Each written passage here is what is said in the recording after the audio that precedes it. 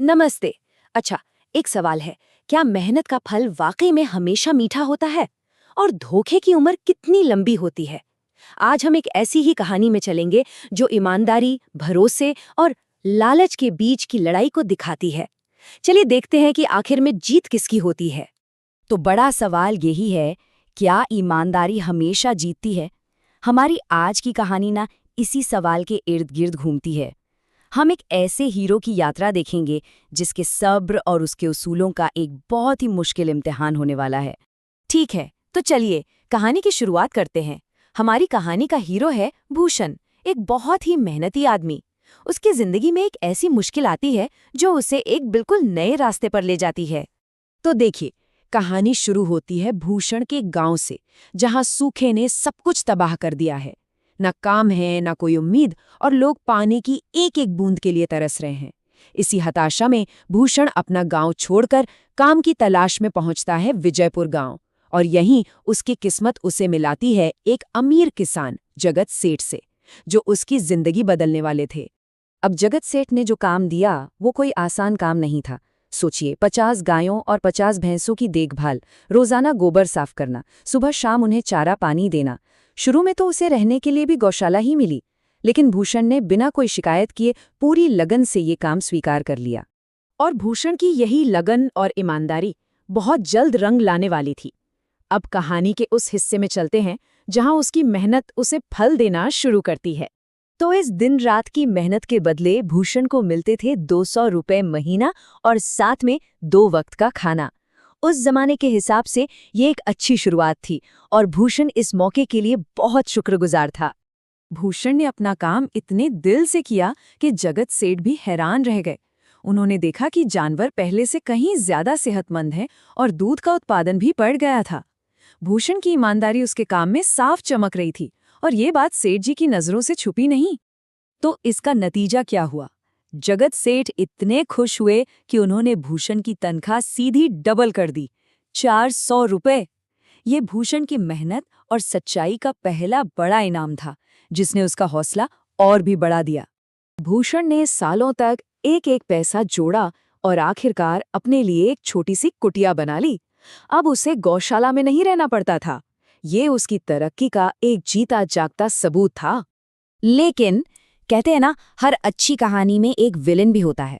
अब एंट्री होती है कहानी के खलनायक की, एक लालची जमींदार जिसकी बुरी नजर भूषण के भरोसे और उसकी सालों की कमाई पर पड़ने वाली थी। कई सालों की कड़ी मेहनत के बाद भूषण ने 5,800 रुपये जमा कर लिए थे। ये सिर्फ पैसे नहीं थे, ये उसकी खून पसीने की कमाई थी। एक ऐसी रकम जो अब एक बहुत बड़े धोखे का शिकार होने वाली थी। हुआ ये कि गांव में चोरी का डर था, तो जगत सेठ ने ही सलाह दी कि भूषण अपने पैसे जमींदार के पास अमानत रख दे। जमींदार ने भी बड़ी मीठी मीठी बातें की और यकीन दिलाया, अरे तुम्हारी रकम मेरे पास पूरी तरह से सुरक्षित रहेगी, तुम अब चिंता ही छोड़ दो। 2 साल बीत गए। भूषण अपनी जमीन खरीदने का सपना लेकर जमींदार के पास पैसे वापस मांगने गया, लेकिन जमींदार वो तो साफ मुकर गया। कहने लगा, कौन से पैसे, मैंने तो तुमसे कभी कोई पैसा ही नहीं लिया। सोचिए, भूषण के पैरों तले तो जैसे जमीन ही खिसक गई। और जमींदार का धोखा यही नहीं रुका, उल्टा चोर कोतवाल को डांटे। उसने भूषण पर ही इल्जाम लगा दिया और कहा, लगता है तुम ढोंगी हो और मेरी ईमानदारी का फायदा उठाकर मुझसे ये रुपए लेने आए हो। और फिर उसने अपनी क्रूरता की सारी हदें पार कर दी। जमींदार ने अपने आदमियों से भूषण को इतना पिटवाया कि वो बेचारा अधमरा होकर वहीं गिर पड़ा। उस एक पल में भूषण का सिर्फ पैसा ही नहीं, उसका भरोसा भी टूट चुका था। जब भूषण कई दिन काम पर नहीं आया तो जगत सेठ को फिक्र हुई और वो खुद उसकी कुटिया पहुंचे। पूरी कहानी सुनकर सेठ जी का खून खौल उठा। उन्होंने ठान लिया कि वो भूषण के पैसे वापस दिलाकर रहेंगे और इसके लिए उन्होंने एक बहुत ही चतुर योजना बनाई। अब जरा सेठ जी का दिमाग देखिए। पहला कदम, सेठ 50,000 रुपए से भरा एक सूटकेस लेकर जमींदार के पास गए। उन्होंने कहा कि वो व्यापार के सिलसिले में बाहर जा रहे हैं और ये पैसे अमानत रखना चाहते हैं। इतनी बड़ी रकम देखकर जमींदार की आंखों में लालच चमक उठा। अब खुद को भरोसेमंद दिखाने के लिए उसने ठीक उसी वक्त योजना के मुताबिक वहां पहुंचे भूषण को आवाज दी।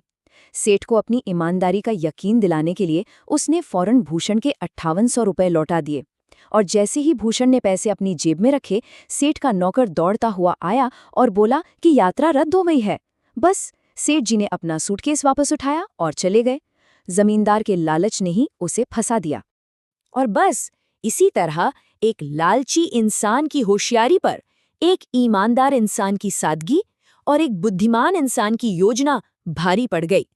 कहानी अपने अंजाम पर पहुंची, जहां आखिरकार सच्चाई की जीत हुई। जमींदार तो बस ठगा सा खड़ा रह गया। 50,000 का सपना तो टूटा ही, ऊपर से जो 5,800 रुपए हड़पे थे वो भी लौटाने पड़ गए।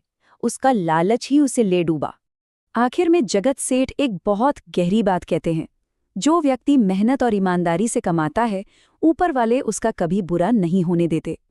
ये कहानी हमें यही सिखाती है कि धोखे से कमाई गई दौलत कभी टिकती नहीं है। ईमानदारी का फल हो सकता है देर से मिले, पर मिलता जरूर है। लेकिन सवाल ये है कि आज की दुनिया में क्या हम भूषण जैसा सब्र रख पाते हैं?